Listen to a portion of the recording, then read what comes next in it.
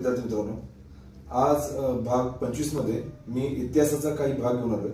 जो इतिहासाच्या भागामध्ये तुम्हाला टोपण नावावरून नेत्यांचं नाव ओळखायचं असतं किंवा नेत्यांवरून टोपण नाव ओळखायचे असतं.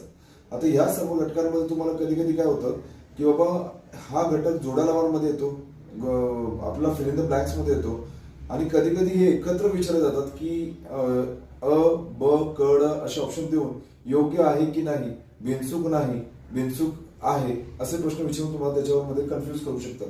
मग त्याच्या संदर्भात बघा कोणकोणते मुद्दे कसे कसे आहेत ते बघा. आता मी टोपण नावावरून तुम्हाला काय सांगतो, नेत्यांची नावं. पंजाब केसरी म्हणून लाला लजपत राय यांना ओळखलं जातं. सरद गांधी खान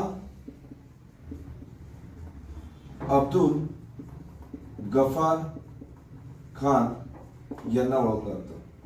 पोलादी पुरुष सरदार वल्लभभाई पटेल यांना ओळखलं जातं. तर कायदे आजम म्हणून बॅरिस्टर जिना यांना ओळखलं जातं. म्हैसूरचा वाघ हा कोण आहे? टिपू सुलतान. भारत कोकिळा सरोजिनी नायडू यांना ओळखलं जातं. महर्षीवरून अनेक नावं येतात, पण त्याच्यामध्ये बघा महर्षी वीरा शिंदे, धोंडो केशव कर्वे. त्याच्यानंतर देवेंद्रनाथ टागोर आणि स्वामी दयानंद सरस्वती या 4 व्यक्तीला सुद्धा महर्षी ही पदवी देण्यात आली असं संबोधलं गेलेलं आहे.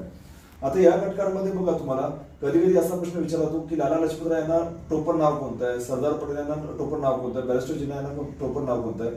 मग ह्याच घटकांवर आधारित तुम्ही ज्यावेळेस अभ्यास कराल त्यावेळेस तुम्हाला ते टेबल इझी जातील. बघा हा व्हिडिओ तुम्हाला नक्कीच उपयोगी पडेल. हा व्हिडिओ आवडला असेल तर नक्कीच लाईक, शेअर आणि सबस्क्राईब करा. थँक्यू.